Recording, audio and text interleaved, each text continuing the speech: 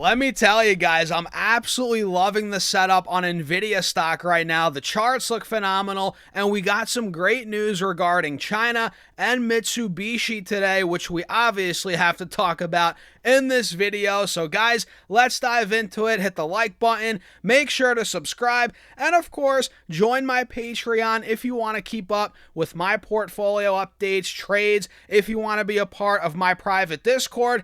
All that's linked down below, pinned in the comments, or go to stasurfest.com/Patreon. And now, let's dive into it. Oh, by the way, guys, cheers. Take a sip of your coffee. I appreciate you guys for tuning in as always, as the entire market right now, except for the Dow, is in the green. The S&P's up about 0.3%. The Qs are up 1.25%, and the Russell is up over 0.3% as Nvidia stock, let's get into it, guys, is up over 3.5%. You heard that right. Nvidia's at $211 right now, trading up almost $8 a share after we got some great news regarding China. And again, on a smaller piece of news here, Mitsubishi, which that could be a major, piece of news down the line, depending on how that ends up developing. But as of right now, chart-wise, we're starting to break back through these moving averages on the 4-hour time frame,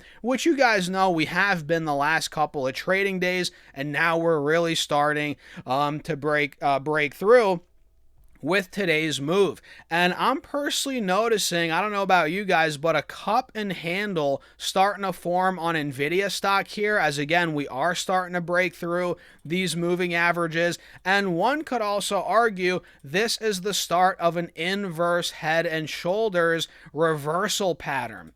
That could be what this is. You guys see the left shoulder, the head, the right shoulder could be kind of starting to form here. All of that points to, whether it's an inverse head and shoulders, cup and handle, all of it points to more upside for Nvidia stock. And full disclosure, guys, I'm long. I own a bunch of shares. I was buying a lot of Nvidia in 2025 and, earlier this year, middle of this year.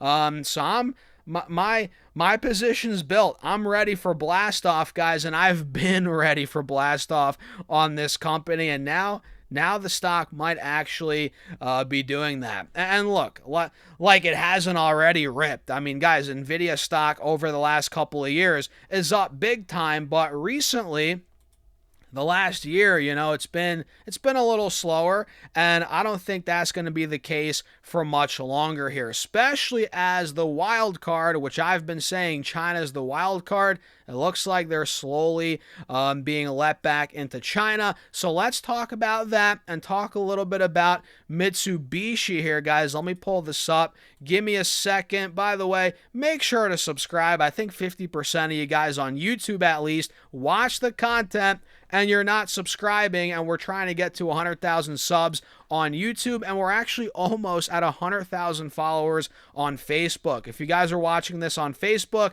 I appreciate all of your support. The growth on Facebook has been insane, guys, and it's crazy considering I started my Facebook page years after the YouTube, and we're well past the followers on YouTube. It is what it is, guys. It is what it is. So, U.S. officials say shipments of Nvidia H200 chips to China have begun. You guys see right here, if I come down, we can see that a top U.S. official told Congress today on Tuesday that very few Nvidia H200 chips to date have been shipped to China or Hong Kong. And in May, Reuters reported the Commerce Department had cleared around 10 Chinese firms to actually buy Nvidia's second most powerful AI chip, the H200, but no deliveries had been made. And Jeffrey Kessler,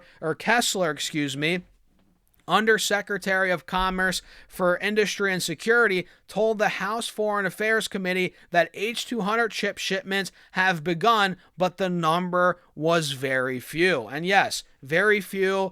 That isn't, we would have loved for it to be more than very few, but the fact that the shipments have begun in general, right? That's a very good sign. And later in the hearing, Kessler said it was a trivial amount of chips. He said the Commerce Department has provided a confidential list of applications for H200 chips and their status to Congress, but did not elaborate. So we don't know much about the details. All we know is it's very few, the number of chips, the shipments, but they have begun. The shipments have begun. That's what we know. A little vague, but it's just enough news to help Nvidia start to run, which is exactly what we're getting right now in the stock. And the more chips that we let China sell, or that China allows us to sell, there's a lot of back and forth. China wants, Huawei, all these other chip makers there to have priority. But the more business we do with China, Nvidia with China, the better for the company, Nvidia, obviously, right? More money, more revenue, more bottom line profit. And we can see the chip shipments are being closely watched because the H200 is one of Nvidia's most advanced AI processors, and sales to China have become a flashpoint in the broader US-China technology rivalry. And that's a big thing, guys. Look, you gotta balance out your options here, right? Sell a bunch of chips to China. That would be great for Nvidia, revenue, bottom line, the whole 9 yards, but that gets them further ahead in the AI race. And there's a huge technological rivalry right now between the US, China. The AI race is on. So on one hand, you give Nvidia, or you let Nvidia sell all these chips, they make a lot of money, but on the flip side, it's like, it makes our rival, a lot more powerful with these powerful chips, even though they're not Nvidia's top chips, right? There's no way we're going to sell China our top chips, which honestly, part of me would be against that, having the top chips, but giving them, I guess, the older versions kind of makes sense. So they're a little behind on the race, or in the race, but how many of those chips are we going to give them? So there's this constant, back and forth, this, that, the third, right? And at this point, again, the fact that these shipments have begun, even though they're small, very good sign overall for Nvidia. And there's always that dilemma, right? Because China is our rival when it comes to everything, AI, tech, you name it. So there's a lot of this back and forth, the dilemma. And we can see right here, if we come down, we can see U.S. Representative Gregory Meeks, the top Democrat on the committee on Tuesday, criticized the department for not adding any Chinese company to an export control list since October, which is the longest period in more than a decade. I guess that's not really too relevant here, but the point is, again, the shipments have begun. Very good sign for Nvidia. So Nvidia and Mitsubishi heavily explore a partnership right now. We're getting news for AI data center cooling and power systems. As you guys know, these data centers, man, first of all, they're massive. They require a ton of electricity, right? And they get hot. They need cooling systems, center cooling. They need power, everything. Everything you think the data centers need, they need that times 3. You know what I mean? And the GPU giant Nvidia and Japanese industrial powerhouse Mitsubishi, right, are circling each other as AI infrastructure demand creates a massive cooling and energy bottleneck. And both Nvidia and Mitsubishi are huge companies, right? And they're exploring cooperation on these AI data center cooling and power systems. Modern AI chips generate so much heat that traditional air conditioning is basically useless, right? Useless.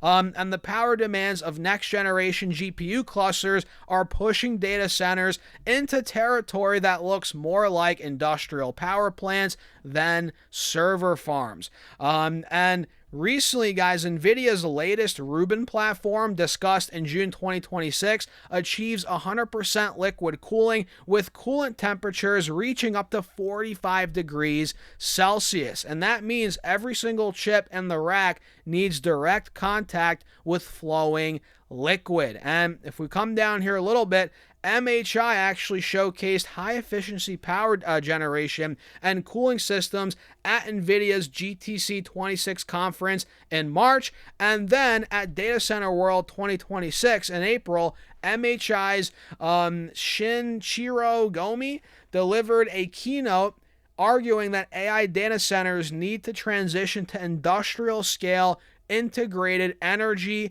and cooling systems.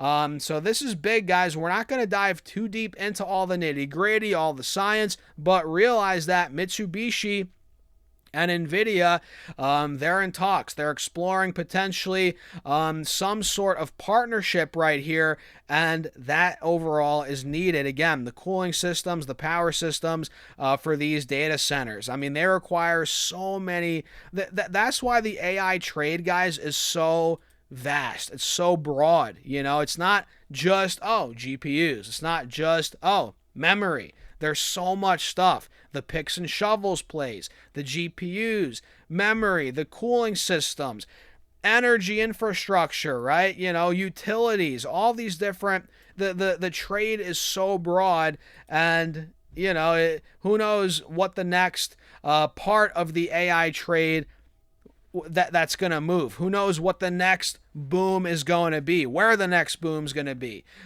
So that is exciting. China, Mitsubishi, the chart set up right now, guys, everything is pointing to the fundamentals getting better, which they haven't even been better than they are now, in my opinion.